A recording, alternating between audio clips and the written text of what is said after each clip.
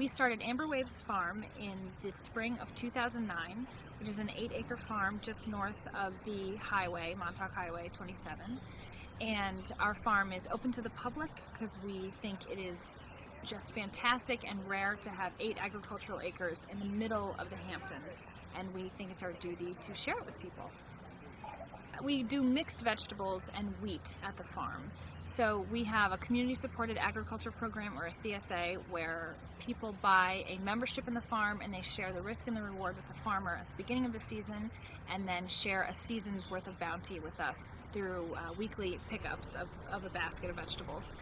We both learned how to farm at Quail Hill Farm with Scott Chackey is our mentor, and they have a fantastic, one of the, if not the oldest, community-supported agriculture models in the state of New York. So it's a bit different in the sense that we are harvesting food for the families to take home for the week, but the concept is the same.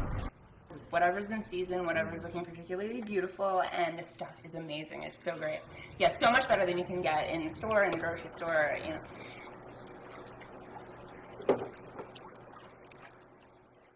So what we're doing is sort of a baked goods CSA within the Farmers CSA. Really? So CSA members are, they're going to get an email that says, you know, if you pay a certain amount once a week, you're going to get breads each week with your pickup.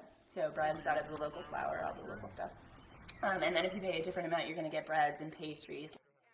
And we're doing the wheat, which is part of our farm's mission to reintroduce local small grains onto the east end of Long Island, which was one component which is missing from our local food shed and important to our regional food sustainability. Wheat was grown in Long Island for hundreds of years before. It was actually the first place that Europeans grew wheat in the United States was on Long Island. And so in the 1950s, there were hundreds of acres of wheat on Long Island, but not such a market for it when grain production largely moved to the Midwest. And now that there's been this revival of a local food movement, people are interested in local grains again, which is a perfect opportunity for us to reintroduce the crop out here. We were windblown into a little harbor on a Greek island where there was nothing but they had some wheat growing. They had tomatoes, they had goats, they had cheese. They had some cheap wine that they made out of. You didn't need anything else than tomatoes and cheese and this coarse bread that they made. And I thought I have to be able to make bread like that. So I came back here, and Julia Child happened to be visiting a friend, and she was demonstrating how to bake bread. And I took off on that. And then I read about sourdough starters. So I started one myself from a recipe. 66, 70.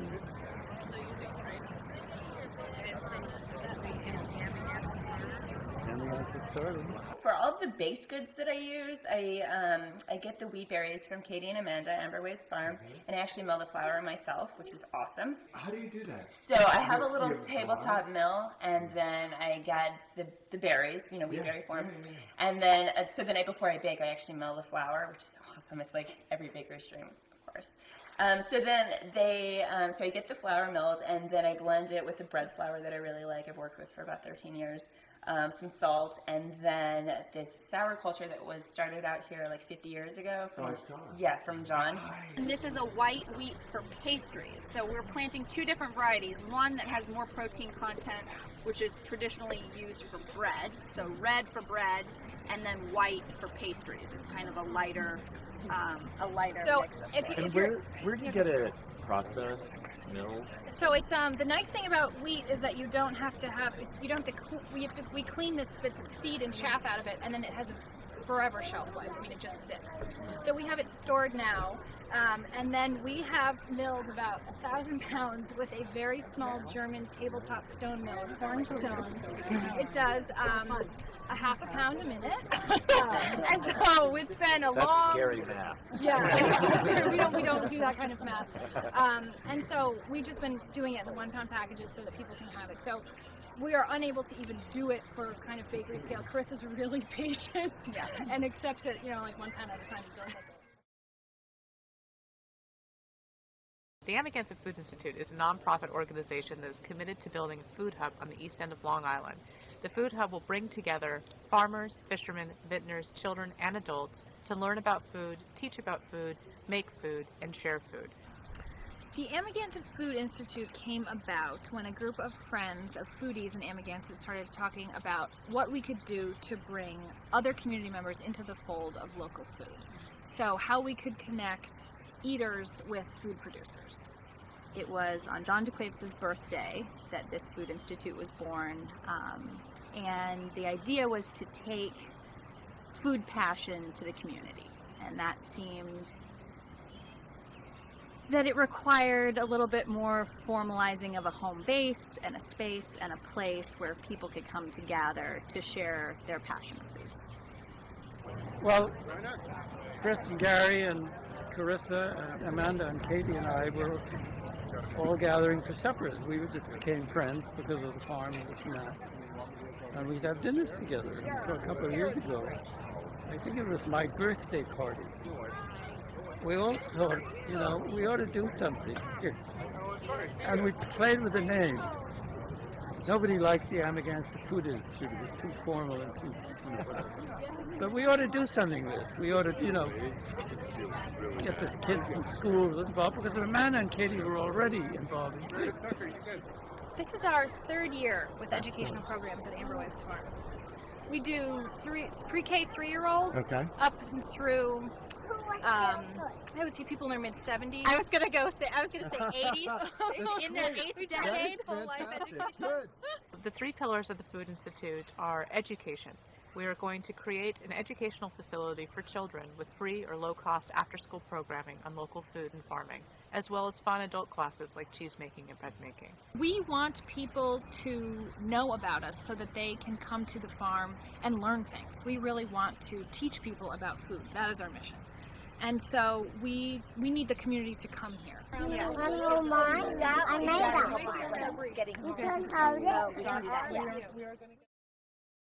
Our second pillar is supporting our local farmers and food producers.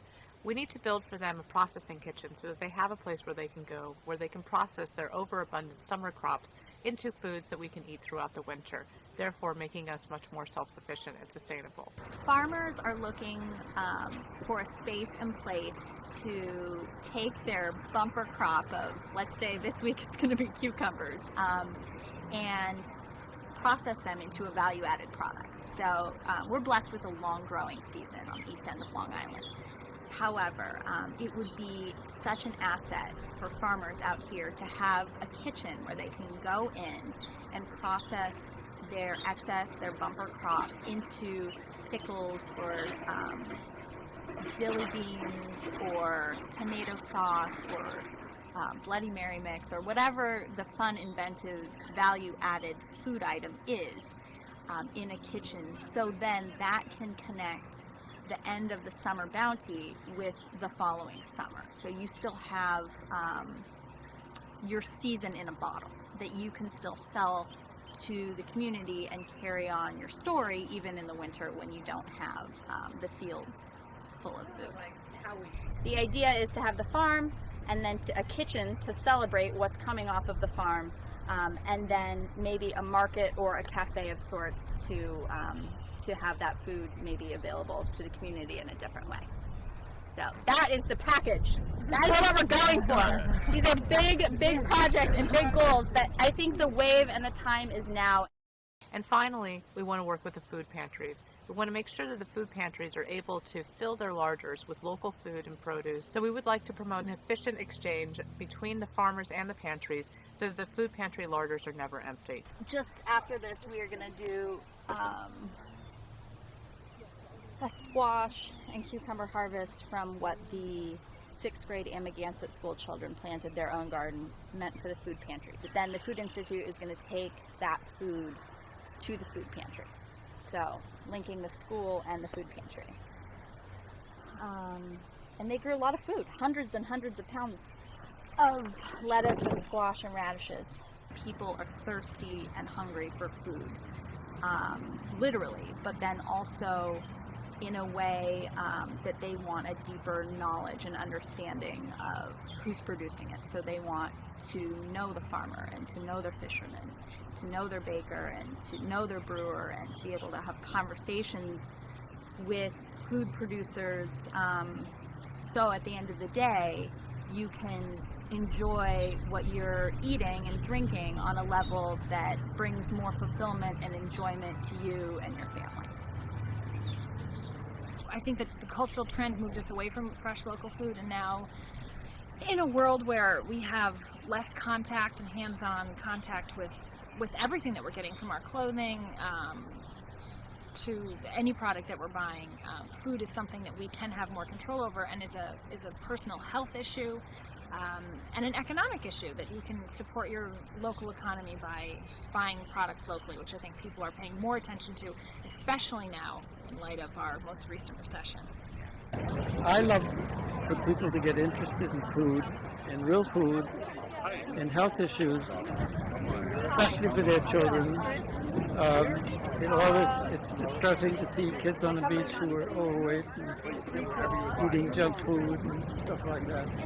And there's such joy to eating real good food from around here that the idea is just educational than anything else. I actually had no idea how good food could really be until I moved out here, and I realized that the farmers growing the food, the stuff just tastes so much better.